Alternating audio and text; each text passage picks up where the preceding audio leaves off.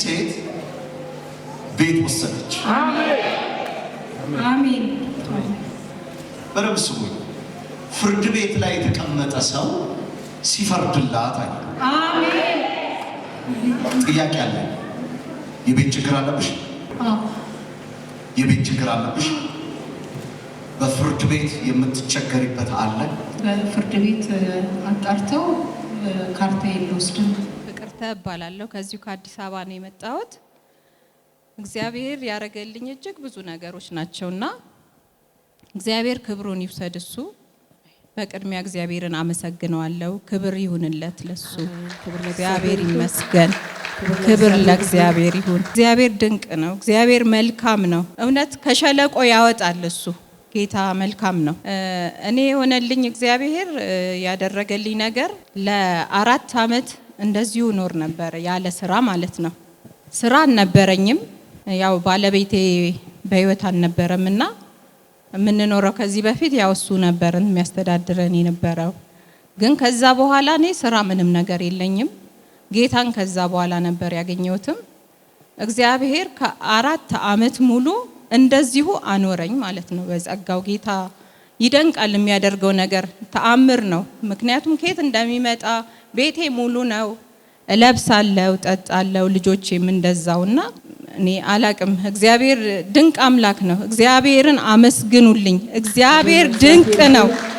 እውነት እግዚአብሔር ቤቴ ሞልቶት ነው እየኖርኩ የነበርኩት እና ከ4 ዓመት በኋላ የዛሬ ዓመት መስከረም ላይ የጌታ እራት ነበረና ይሄ ወር ሳያልቅ ድንቅ ነገር አንድ ነገር ታገኛላችሁ እያሉ ይናገሩ ነበረ። ከዛ አሜን እያልኩኝ ይሄ ወር ሳያልቅ ተደጋጋሚ ይሄ ወር ሳያልቅ ይል ነበርና ከዛ እውነት ልክ ጳጉሜ 2 ላይ እህቴ ደወለችልኝና እስቲ የሆነ ቦታ አለ ሄደሽ ስራ አለ አለችኝ። ከዛ ተነስቼ ያለችኝ ቦታ እኔ ለራሷ ጉዳይ ነበር የመሰለኝ። ተነስቼ ሄድኩኝ። አየሁት፣ ሱቅ ነው። ከዛ ልክ መስከረም 8 ላይ ትልቅ የኮስሞቲክ ሱቅ ነው። ወደድሽው ወይ አየሽው ወይ አለችኝ። አዎ ጥሩ ነው አልኳት። ከዛ በቃ እኔ እንትን እለዋለሁኝ ስራውን ተረከቢና ጀምር ያለችኝ እና እግዚአብሔር ልክ የተባለው ወሩ ሳያልቅ በ8 መስከረም 8 ሱቅ ሰጠኝ እንድሰራበት ስራ ሰጠኝ እግዚአብሔርና እግዚአብሔር ክብሩን ይውሰድ። እግዚአብሔር ድንቅ ነው። እግዚአብሔር መልካም ነገር አድርጎልኛል። ስሙ ይባረክ። እግዚአብሔር ተናግሮ ፈጽሞ አሳረፈሽ። አዎ እስኪ ይሄን ጌታ እናመስግነው። ክብር ለእግዚአብሔር ይሁን። ክብር ለእግዚአብሔር ይሁን። ክብር ለእግዚአብሔር ይሁን። ክብር ለእግዚአብሔር ይሁን። አሜን። ሌላው ደግሞ በቅርብ ጊዜ ነው ልጄ ከኔ ጋር አይኖርም ነበረ ለ5 ዓመት ማለት ነው። ያው ልክ አባቱ ሲሞት እኛንም ጥሎን ወጣ።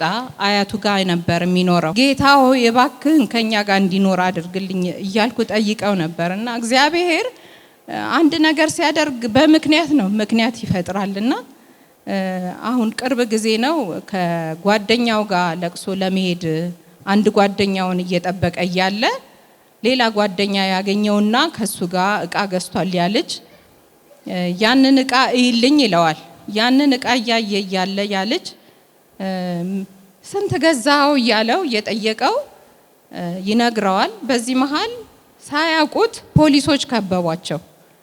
ከዛ ምን እያረጋችሁ ነው ሲባል የመኪና እንትን ነበር ስክሪን ነበርና እየገጠሙ ያሉት እየገጠምን ነው እንደዚህ አሉ።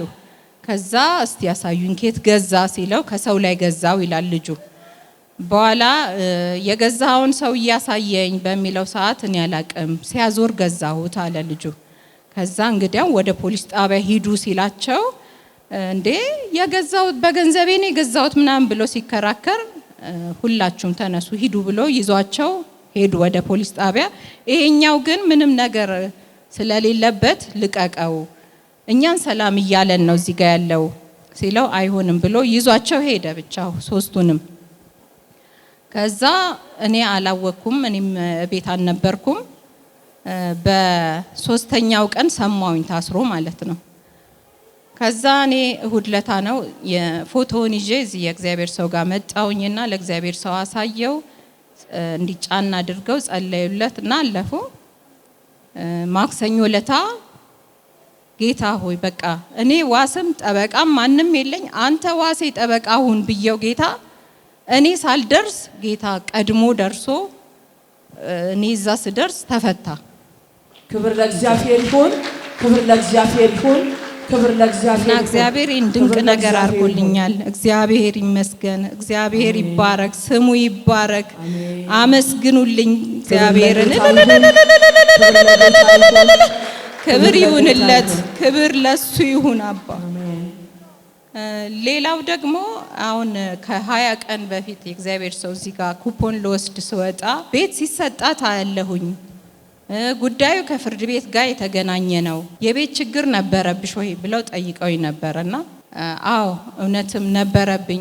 ተከራይቼ ነበር የምኖረውና ከ2 ወር በላይ ቤት ፍለጋ አጥቼ ነበረ ምከራየው ቤትና የ40 ቀን ጾም ጸሎት ጊዜ ጌታ ይናገረኝ ነበረ። በዛ በጾም ጸሎቱ ጊዜ ነጭ ቤት ያሳየኛል ጌታ አላቅም። በቃ እኔ ደግሞ አንድ ኮንዶሚኒየም ነበረኝና ያንን ኮንዶሚኒየም ሸጬ ልገዛ ነው እያልኩ ነበረ።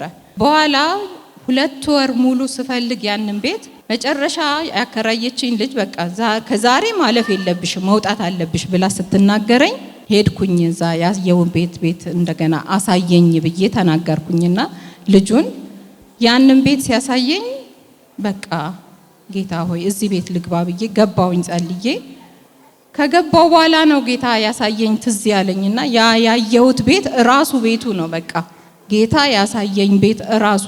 ከዛ ግን ይሄኛው ቤት ይሸጥ ብዬ ያሰብኩት ቤት ካርታ የለውም፣ እዳ አለበት እና ያንን እዳ መክፈል ሁሉ ያቅተኝ ነበር። በጣም እየተጨናነቅኩ ነበር የምከፍለው። የእግዚአብሔር ሰው ካናገሩኝ በኋላ እዳውን ዘጋሁኝና የፍርድ ቤቱ ጉዳይ ደግሞ እኔ የተዋዋልኩት በፊት ከባለቤቴ ጋር ነበርና ያንን ደግሞ ማጣራት አለብኝ ብሎ ባንኩ አልሰጥም አለኝ እንትኔን ካርታዬን። እንዲያውም ዶክመንቶች ሁሉ ጠፍተዋል ተብሎ ከእኔ ጋር ካለው ዶክመንት ጋር ወስጄ ያንን አስተካክለው ጨርሰው ሄደው እንደገና ፍርድ ቤት አጣርተው ጉዳዩን ጨርሰው ሰጡኝ ካርታውን እዛ ያለውን። ያንን ወሰድኩኝና መሬት አስተዳደር ሄድኩኝ። መሬት አስተዳደር ደግሞ በጣም ረጅም ጊዜ ነው የሚፈጀው። በአንድ ቀን ጉዳይ አያልቅም ነበርና እግዚአብሔር ስለተናገረ ግን